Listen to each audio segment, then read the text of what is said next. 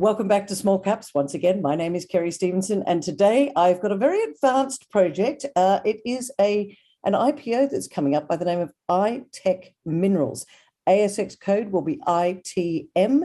Joining me today is Michael Schwarz, the Managing Director, and these guys have got battery and critical minerals down there in South Australia. Michael, great to see you. Welcome to Small Caps. Thanks, Kerry, and thanks for having me on and giving me the opportunity to talk to your listeners. Well, just before we start, because I was very impressed with your website. What's the website? If you can just tell everybody the website address, because guys, you've got to go check out the website. It is one of the best ones I've seen. Yeah, sure. So it's www.itechminerals.com.au. We really put it together so that everybody get a chance to have a look at what we're doing. We really like to see that regular investors can see as much as everybody else. So that's how we've structured the website. Well, I'm impressed. I think it's fantastic. So the prospectus is there, ladies and gentlemen, because this is an IPO. Michael, before we get into detail, I did say it was battery and critical minerals in South Australia, but give us a quick overview of where you're at and what the projects are. Okay, sure. So most of the projects I'll be talking about are in South Australia today. They're based on the Eyre Peninsula and also in a geological region called the Nakara Arc. So that's in the eastern part of South Australia. They're very close to critical infrastructure, which is very important because the two main commodities we're looking at, which are kaolin and halloysite and also graphite, are really considered to be industrial minerals. So if you're close to infrastructure such as ports and mining cities, mining towns, then that makes those projects so much more attractive. Before we go into detail, for those that don't know, kaolin and the H word that you said that I can't pronounce, what are they used for? Okay, so the traditional uses for kaolin and halloysite are in ceramics, so for making tableware and a lot of other similar sort of components like that. They also are used in quite advanced ceramics, such as in engineering, those sorts of things. But the main market really is in China, where they make a lot of the tableware, hotelware, and things like that. But we're looking at more technologically advanced applications for it. So you might have heard of high purity alumina. Yep. There's a new technology where you can leach the aluminium oxide out of the clay and make high purity alumina from these clays. So traditionally, the way that it used to be done was to convert bauxite into aluminium metal, which is very expensive and energy intensive. This technology has the potential to be disruptive and produce high purity alumina at a lot lower cost. And we consider that to be an application in the battery metal space because they use this HPA as a separator between the anode and the cathode, so the positive and the negative terminals in lithium batteries. And it makes them a lot safer because it's a very tough material. It's essentially artificial sapphire. So, okay. Yeah. So say if you have a bus full of people, you've got batteries in there, you want to make sure those batteries are safe. If there's, heaven forbid, a crash or anything like that, if you've got HPA separators, it protects those anodes and cathodes or the batteries from shorting out very well, as opposed to some of the plastics they've used in the past. So for safer electric vehicles, this material has a big role to play. And how big's the market, do you think, at the moment? What's the price from an investor's point of view? Is the price strong? Is supply? What's the supply demand like? How big's the market? We believe the market is very large. Really, what is stopping the uptake of HPA into lithium-ion batteries at the moment is the lack of availability. So it is costly at the moment, being produced from aluminium metal. As more and more players in the field start producing it from kaolin, we believe those costs will come down, and that will meet the cost requirements of the battery manufacturers. So how big is your project down there in South Australia? And how far advanced is it?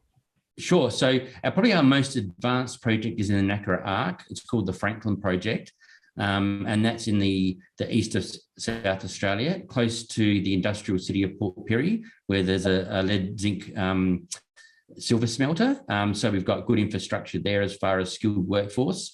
We're a little bit further out, probably about 70 k's out, where our exploration target is. It's about 45 to 91 million tonnes, which is a very large exploration target of between 30 and 36% aluminium oxide. So that might not mean a lot to most people. But glad you said that.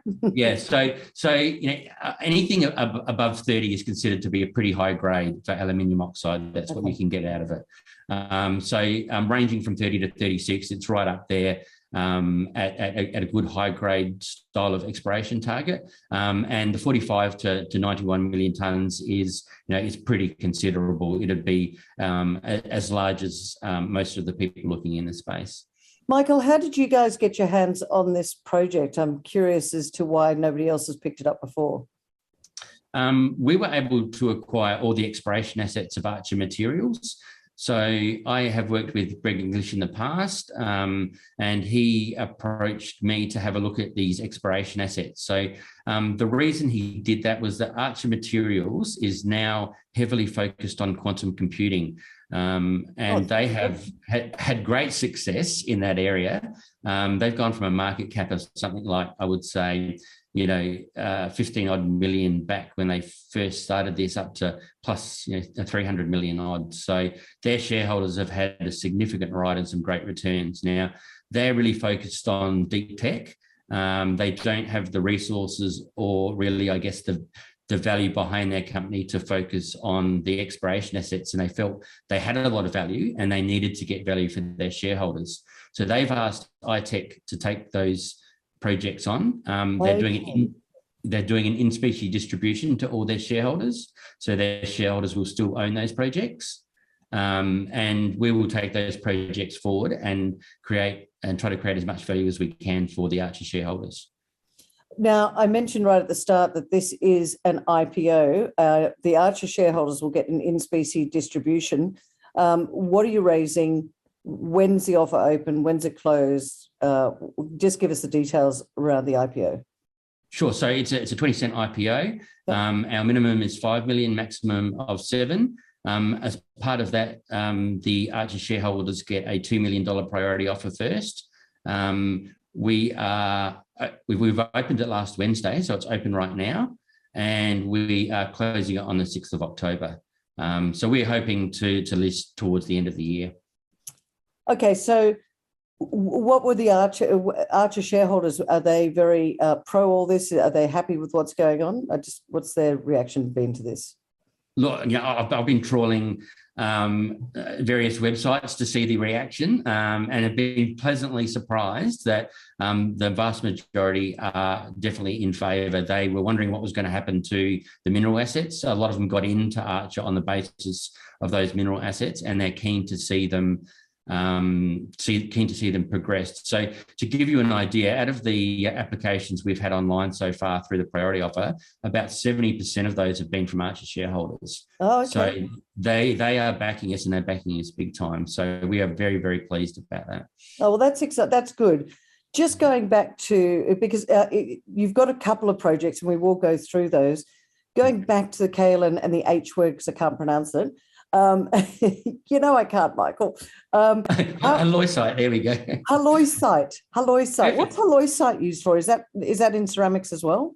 Yeah, so it adds strength to the ceramics. It's like, I think of it like fiberglass, how you have glass fibers in fiberglass, and they add a resin to it, and those fibers add strength.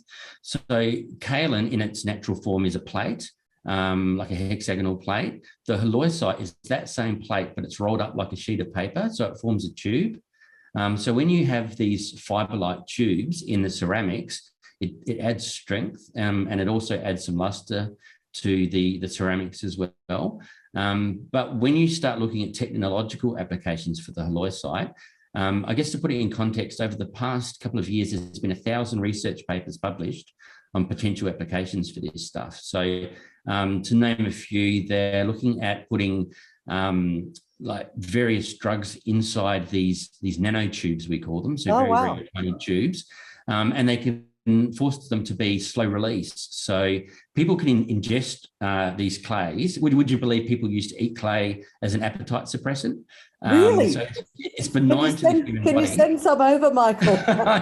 Don't worry, it could be an idea. So yeah, it's even got a scientific term, geophagy or something like that. I think is it comes to mind. But so it's very safe for the human body. So you can put drugs inside these cylinders in these tubes and have slow release. So one of the applications that is being looked at is for cancer treatment, where you can put cancer drugs inside, put them into the bloodstream, and then have a slow release to target the cancer cells over time.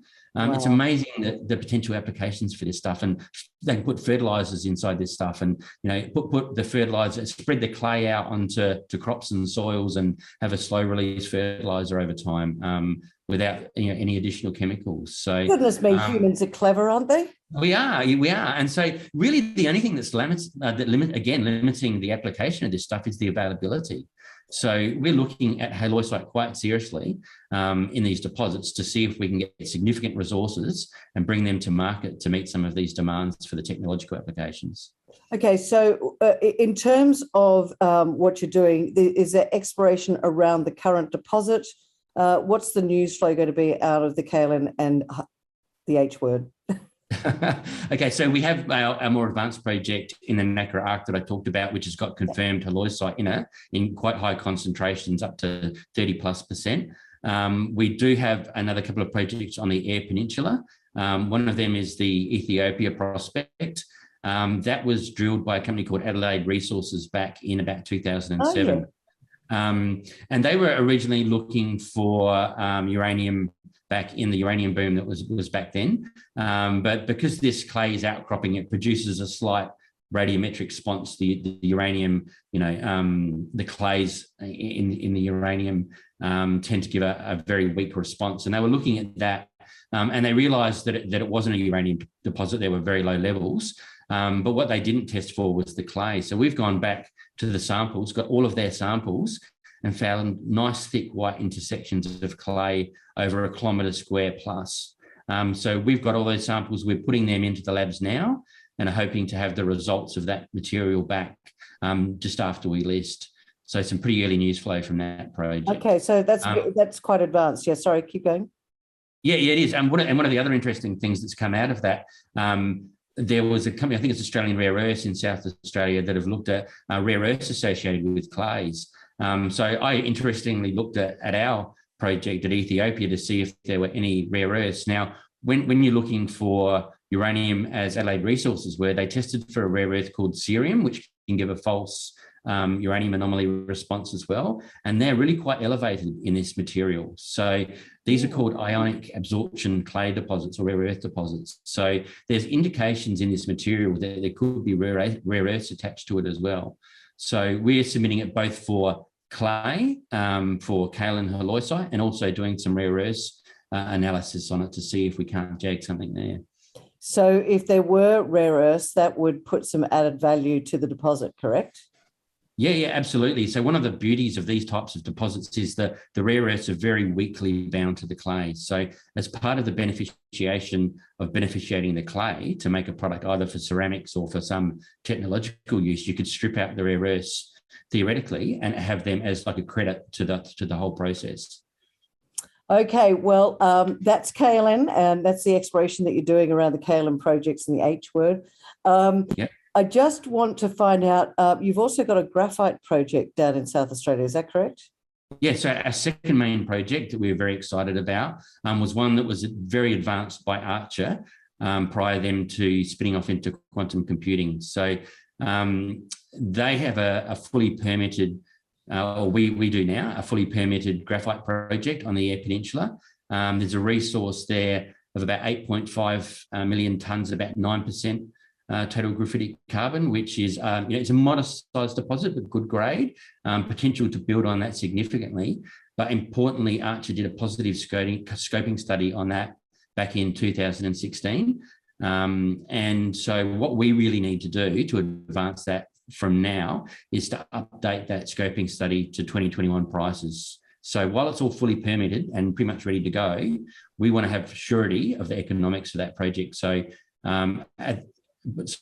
pre-IPO at the moment, we're starting to get that process underway, getting all of the new figures and facts in there, and having that ready, that material ready for when we are listed on the ASX, so that we can advance that project pretty quickly. Will you be doing that in lockstep with the kaolin and halloysite? I think I spelled that right. I said that correctly. Projects. Yeah, we're going to be doing that concurrently. So both of them at the same time.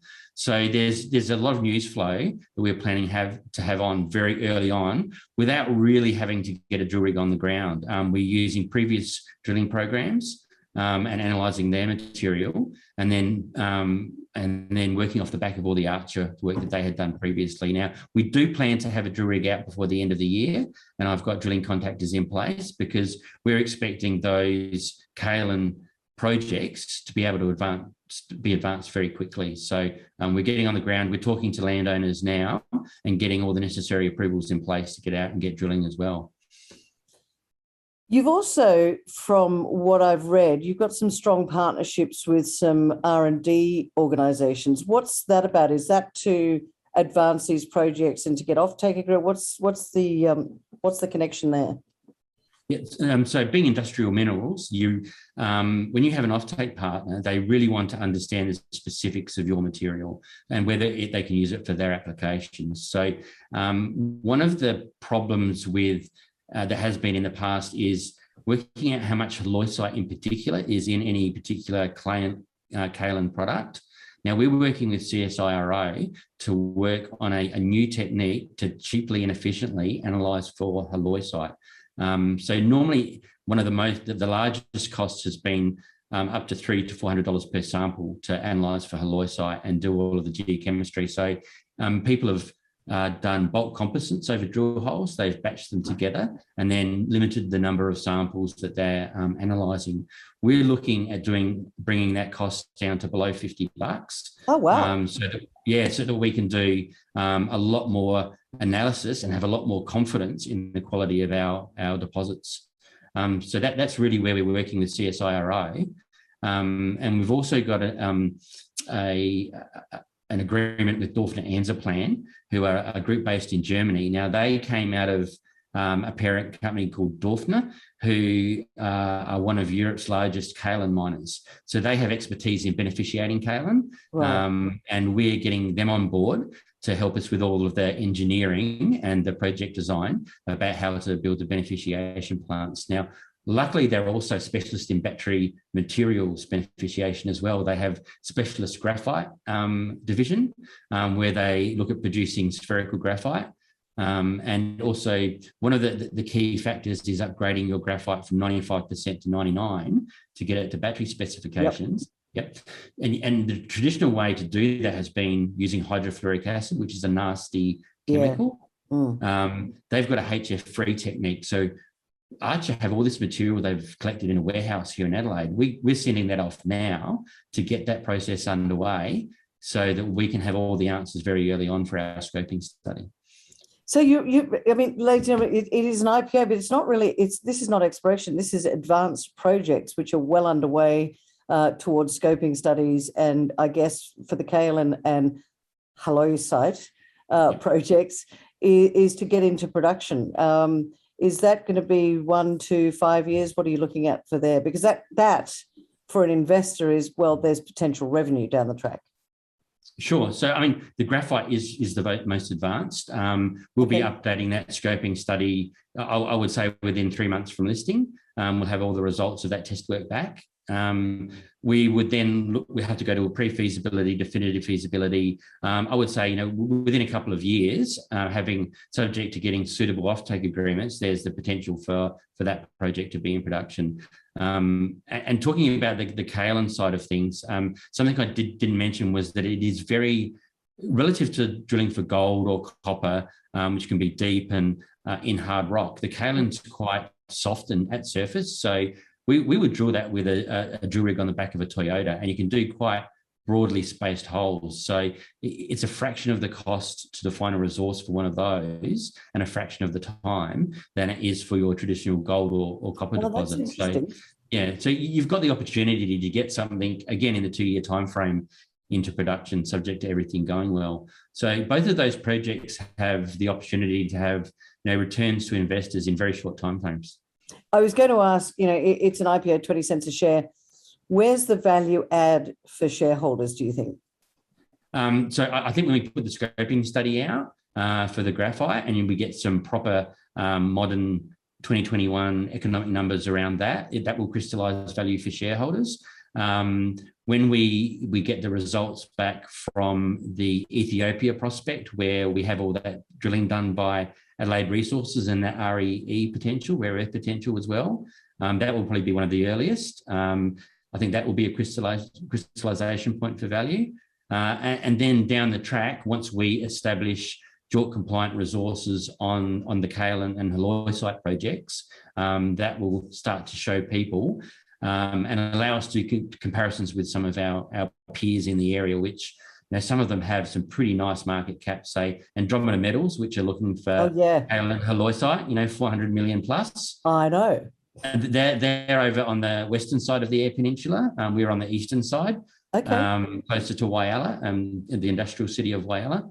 And also another, potential peer is Renascor in graphite. They're only about 40 k's to the south of our graphite resource. Okay. So, there's another one that's a multi-$100 million market cap company that we would like to get into that sort of space very quickly with positive results from our exploration and development programs. Are your projects about the same size? Because I was going to ask you post IPO, what's the capital structure going to be? Is it a tight capital structure? What's your market cap going to be? Sure. Because we're running out of time, Michael. I've just questions. So we're going to have about 80 to 90 million shares on issue, depending on how much we raise, whether it's the 5 or 7 million. And it's going to have an EV of between 17 million and 19 million. So it's a pretty tight capital structure, and if you're looking at an EV of 17 to 19, that's far short of some of those potential peers. So, we believe there's a lot of upside that we can crystallize value very quickly and get up into the realms of what those guys are doing. Well, that actually makes a lot of sense to me as an investor. That the numbers make sense to me.